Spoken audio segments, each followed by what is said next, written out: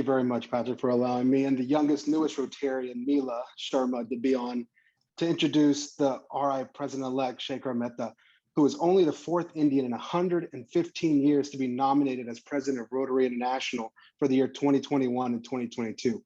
He was born in 1959 in Kolkata, India. A keen academician, he graduated from St. Xavier's College and has a unique combination of master's in commerce, a qualified chartered accountant, cost accountant, and company secretary. Shehkar Mehta is married to his wife, Rashi Mehta, who is a social worker and a stage artist who's performed on social relevant plays across India. They have two lovely kids and are loving grandparents. He heads the Skyline Group, engaged in real estate development in different parts of India, including the largest group housing in the state of Rajasthan. He is a serving trustee of Shelter Box based in the UK and Operation Eyesight India, a Canada-based organization. Now, Dr. Shehkar Mehta joined Rotary in 1984 and has been the chairman of many different organizations in Rotary: Strategic Planning Committee of Rotary International, Rotary India Literacy Mission, the Foundation in India, Rotary India Centennial Celebrations, and Rotary India Humanitarian Foundation. He served as district governor in 1999 and 2000, and get this, he was only 38 years old. What am I doing wrong? And was elevated to the board of directors of Rotary International in 2011-2013. While serving as Rotary International Director, he helped Rotary add 2 countries to its fold, Bhutan and the Maldives.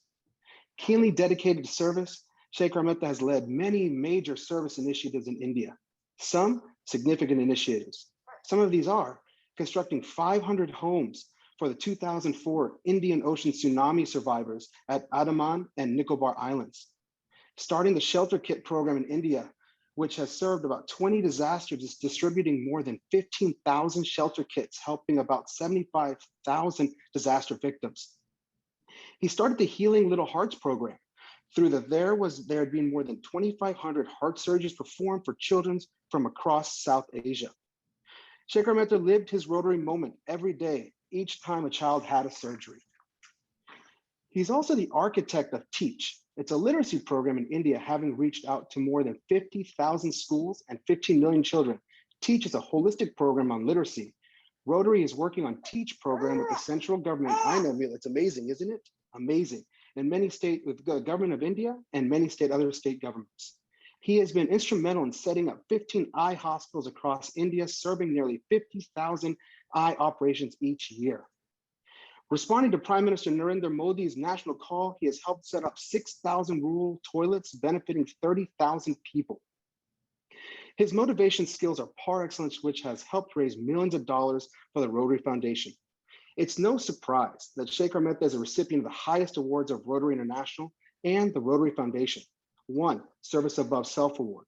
2, the Meritorious Service Award. And 3, the Distinguished Service Award. He will serve as a world leader of 1.2 million Rotarians, which I know his goal is we are going to make 1.3 million Rotarians in 200 countries in the geographical areas in the year 2021 and 2022. Texas is very close to his heart, as the annual convention of Rotary International in the year 2022, when he would be serving as Rotary National Presidents. That's going to be held where? Right here in Houston. His guiding mantra in life is, service is the rent that we pay for the space we occupy on this earth. So Mr. Mehta, let me say, let LoneStar Pets be the first to raise its hands to join you in saying, each one, bring one, to grow the family of Rotary. Fellow Rotarians, please put your hands together to introduce Rotary International President-elect Shehkar Mehta.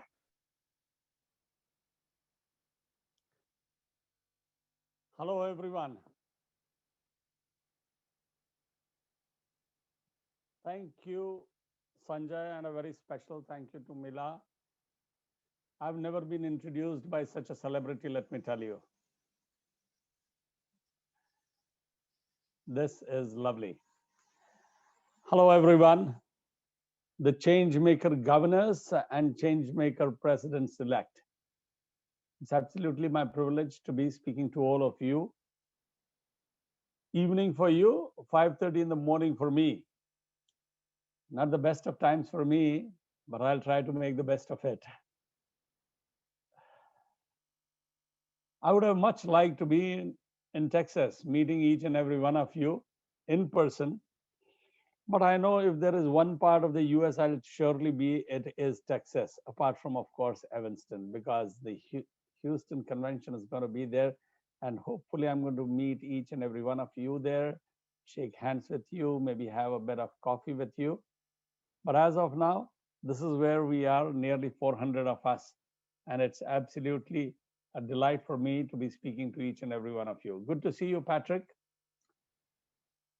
Thank you for what you did at the International Assembly. Thank you. Thank you so much. Good to see you. So, presidents elect, the forthcoming 16 months are going to be one of the most outstanding months in your life. 31 years back, they were for both Rashi and me when I became the president of my Rotary Club.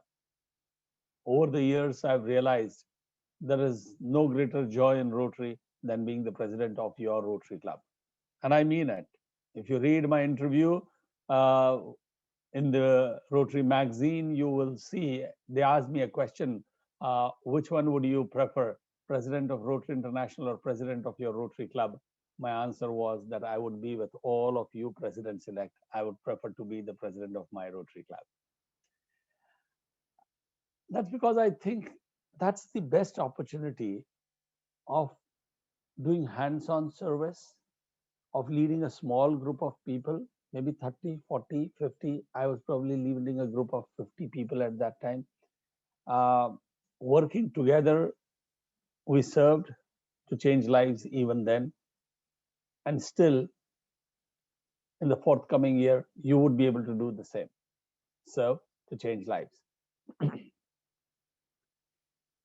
And there is a lot that we need to change. And the first thing is the membership figures. I'm so happy, Sanjay, that you are aware that the target is, the goal is to reach 1.3 million. That means the word has trickled down to the next level at least. It has reached the assistant governors because I see AG Sanjay Sharma. So I'm happy, and let me tell you, assistant governors, each one of them is going to play a huge role in not just getting those members in, but keeping those members in. So friends, when I was I was nominated to be the district governor 20 years back, the membership of Rotary was at 1.3 million, 1.2 million. 10 years later, I was nominated to be on the board of directors of Rotary. The membership was still at 1.2 million.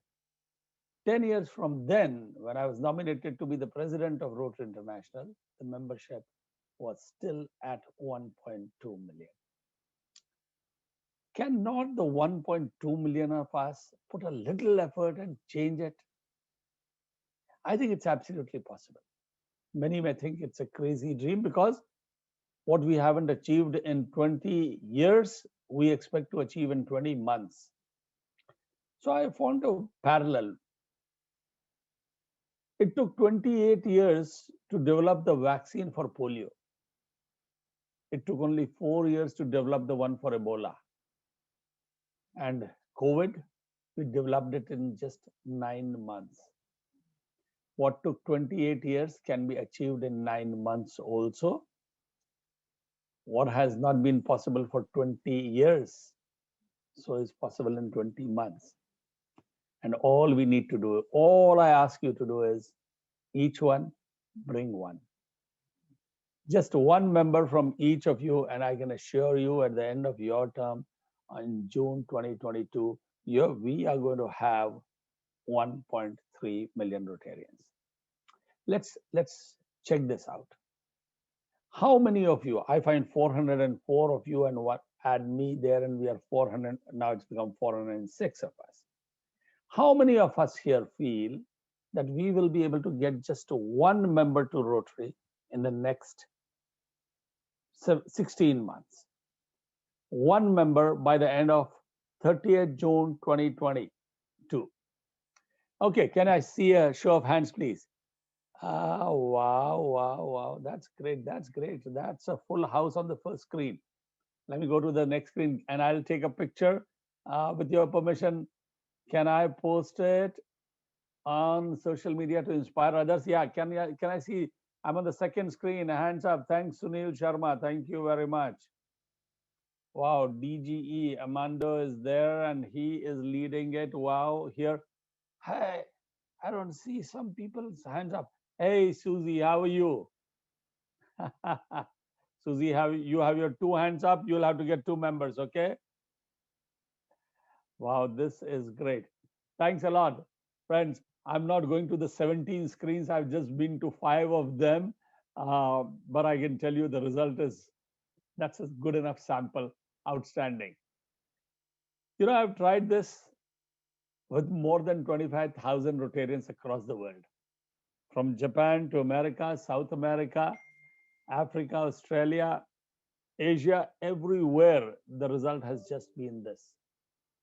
More than 90% of the people have said, yes, I'll just get one member during this period. And even as you start getting these members, let's ensure that we get younger member and we have a focus on also getting more female members. We are right now at about 24% as far as female membership in Rotary is concerned. I think we need to double that because that's what the reflection of our society is.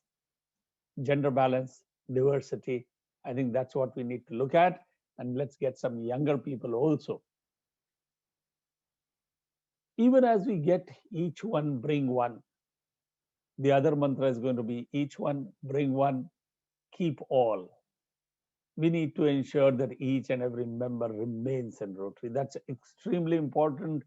Engagement and engagement will lead to retention, and retaining members is going to be as important, if not more important, than bringing in new members. So each one bring one and retain all of them. Retention is going to come only out of engagement, and this virtual world has shown us how easy it is to connect. So I have already met Patrick 7 times on the virtual world. In real life, in person, I don't think I would have met him more than twice, if at all, so early in the Rotary year. I get a chance to meet different types of people from across the world in just one day's time. I remember having done 5 continents in one day. Just a few days back, I was not even 5 days back, I was addressing 3 pets in a day. One of them was in England, 2 of them were in the US. I also was in a meeting in Mumbai and then in south of India. 5 different places in just one day. I'm sure each of you is doing 1, 2, 3, 4, so many Zoom meetings. What are you doing? You're connecting with people, you are engaging with them. Please ensure that your clubs, if they are not meeting in person, which I know they are not right now, do meet virtually. Because imagine if you are not meeting in person and not meeting virtually, what is it for the members who are there? There is every likelihood there's going to be a drop, and we cannot afford a drop when we are looking at increasing our members. So let's engage them. Engagement is great on this virtual world. My own club, at a regular weekly meeting, and you won't believe this, at a regular weekly meeting, we had 2,400 people attending from across the world. That's because we got one of the celebrity speakers. People pay thousands of rupees to attend his lectures. We got him because he too was sitting at home, not doing anything during the pandemic. He too was available. You could try that. Maybe some business magnate, maybe some movie star, maybe some singer, maybe a politician. We backed it up with getting minister after minister. There wasn't a single senior minister in India's cabinet who we did not invite and who wasn't ready to come and listen to what Rotary had to say, and we in turn were ready to discuss with him or her how Rotary and the government of India we could work together. All of this is possible only because of the virtual world. So that's one good takeaway that we have from the virtual world, apart from 1 or 2 other things. But we don't want this virtual world to continue alone. Let's have a hybrid world. So each one of us will bring a member. We'll try to engage our members. We'll keep them. But we'll also grow Rotary by forming new clubs. Some of you may be having an opportunity of starting a new club, but the governors elect, I request you to think in terms of starting at least 2 clubs in your district. Not difficult, let me tell you. Just the other day, about a month and a half back, my own district started one new club with 125 members. Why possible? Because it was a virtual club. An in-person club, I've never heard start with 125 members. But because it's a virtual world, you have people from across the world and they can become members of your club. Cause-based clubs. The flexibility that Rotary provides nowadays for starting clubs is just outstanding. You can have satellite clubs. So somebody asked me a few days back, we are a group of elderly members, but we want younger people. What to do? How do we get them? I said, why don't you start a satellite club? The satellite club could have just younger members, but you will have an opportunity of meeting them over a period of time. When you know each other better, there's going to be a better transition of younger people into your club. There are good cause-based clubs. People interested in water issues can come together and start a cause-based club across the world. You may be then doing a project in South Asia or in South America or Africa. The world is our place to do the work of Rotary there. So friends, when we grow more, we will also be able to do more. I think that's what the ultimate gain from Rotary is. Of course, fellowship, leadership, everything. But to me, it is service that gives me the kick out of Rotary. I feel blessed that I've been able to join Rotary to be able to help other people. I was only 25 when I joined Rotary. And let me tell you, I did not join Rotary for serving people. Service was the last thing on my mind at that time. I didn't even know what the problems of other people were and how would I be able to at all resolve them or try to even solve them. But over a period of time, just a couple of months into my Rotary Club, I was taken to this village, to these projects in those villages around Calcutta, about 50 kilometers away, 35 years back. I still remember having gone to these places where I saw these houses in the villages. They did not have toilets. They did not have bathing facilities. So people bathed in the ponds where they brought their drinking water from. Imagine what the condition of the water would be. The only school that the children went to was under a tree with just one teacher. If the teacher came, good, you had classes, otherwise no classes. The only black painted, charcoal painted wall was the only blackboard those children had ever seen. And suddenly I realized this world is divided into 2 parts. One where people have in abundance, and the other where there is so much of need and people do not get what they need. And then I realized it's the job of people like Rotarians, not just Rotarians. There are so many other people who are trying to do good in this world. People like us, I am fortunate that it's Rotary, that we are able to take things, redistribute them, become the clearinghouse of things, taking them from people who have to people who lack them. What pleasure it was for me when I became an instrument in ensuring that the heart of a little child got mended because my club was able to provide a heart surgery program for them. I remember for years, for 3 to 5 years, it had been that every time I entered my office, every day I entered my office, my first job would be to meet these children who would be sitting there because with their parents for getting their heart surgery done.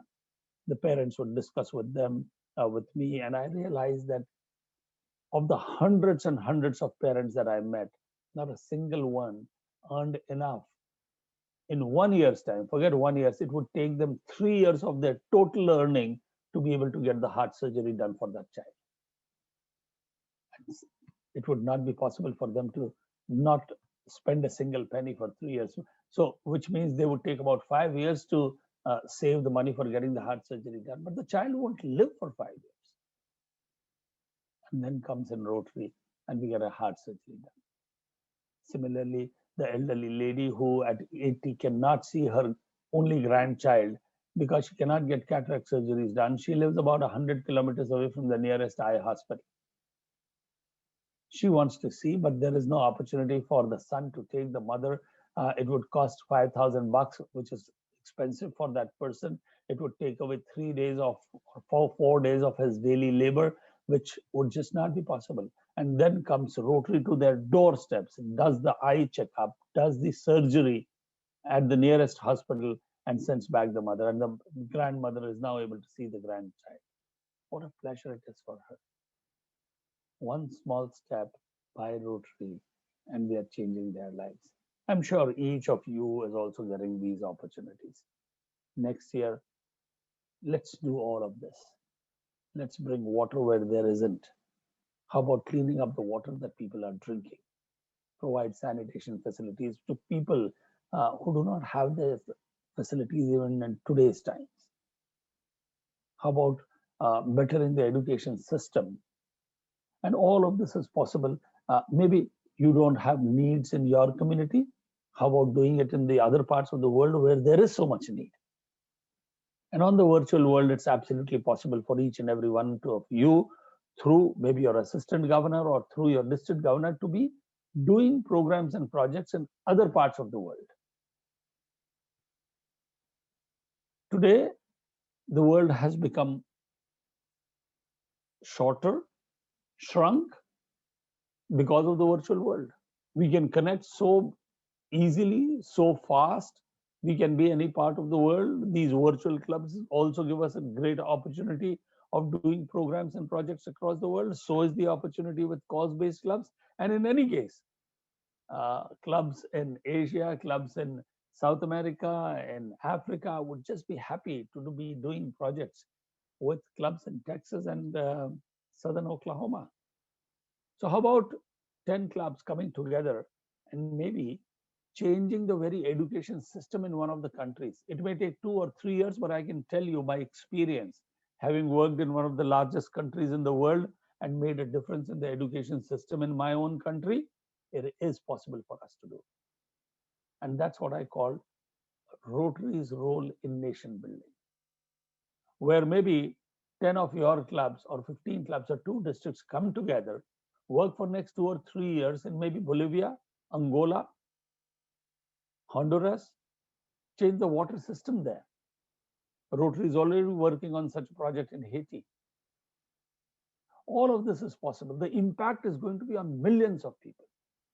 You will serve and change their lives. And even as you do that next year, my request is, let us focus on empowering girls. Let that be the overarching theme of all the work that we do.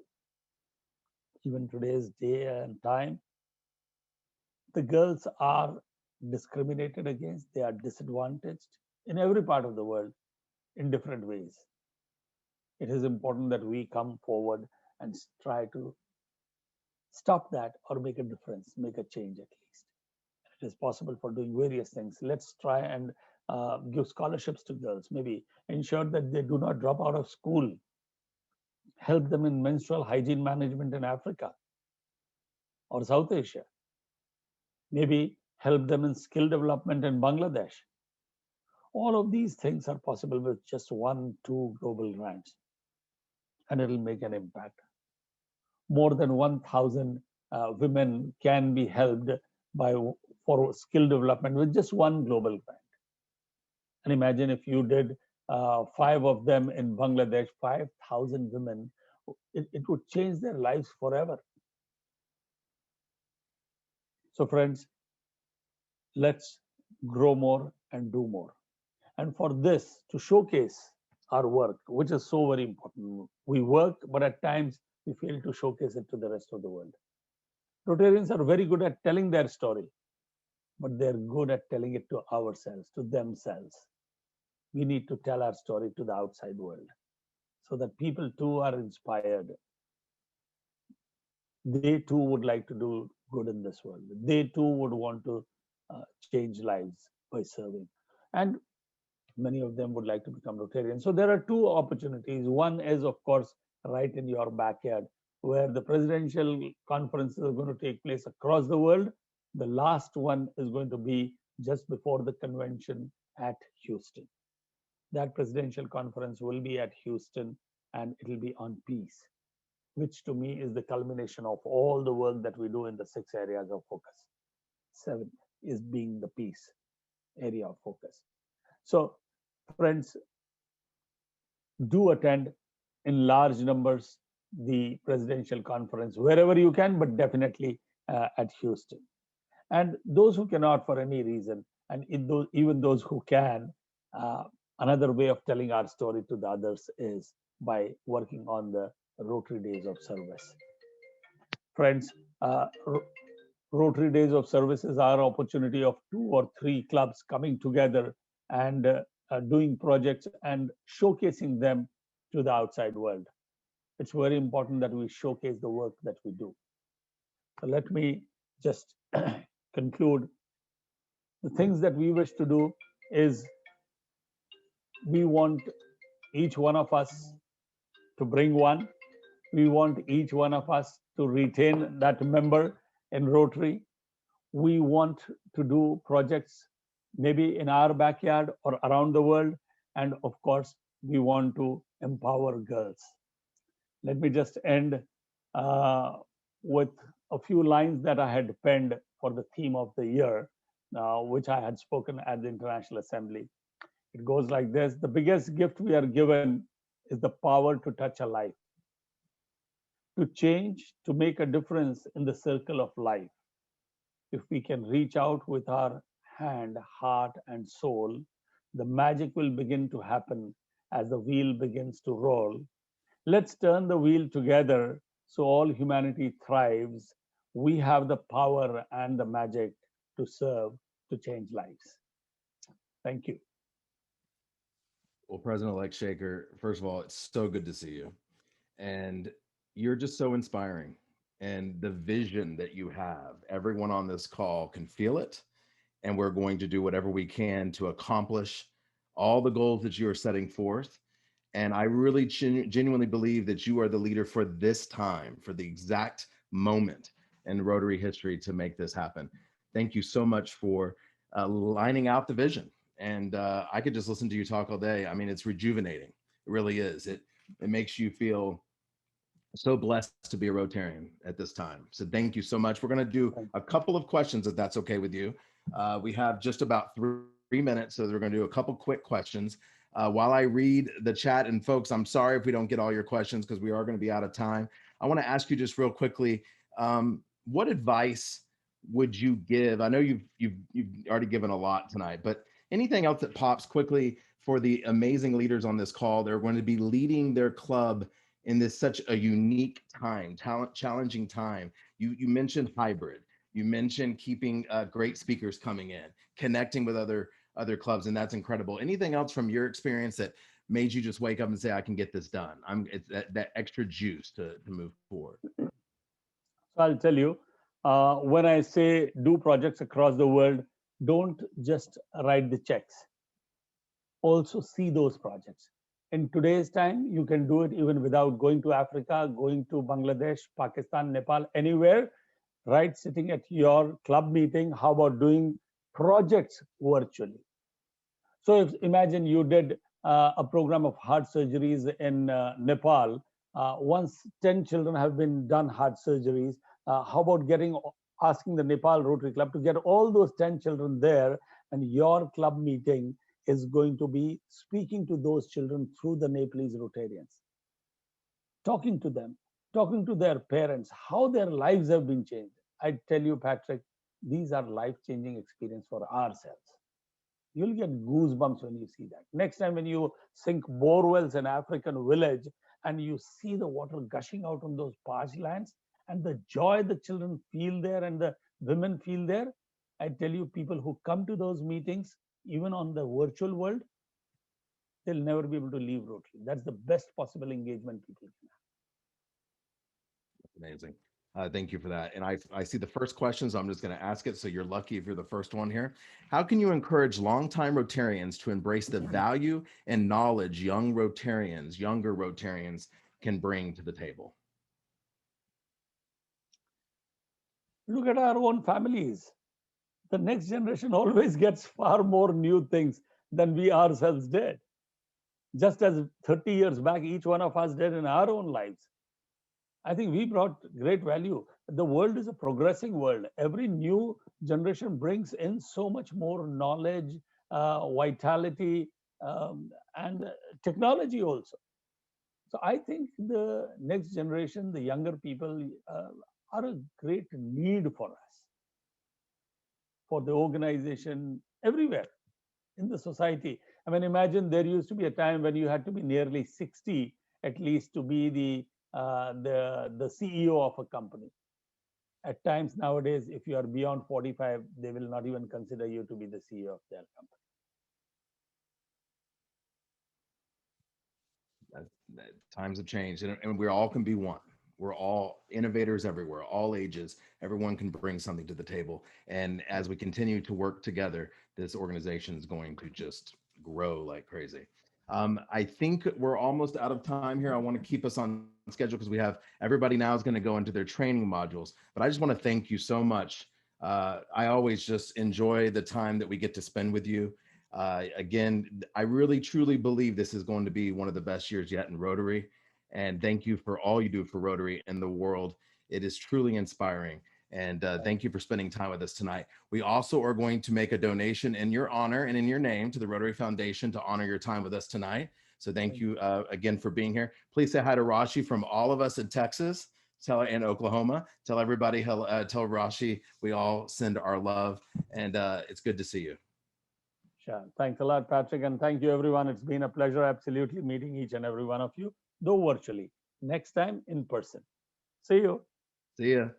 Thank you, President-elect.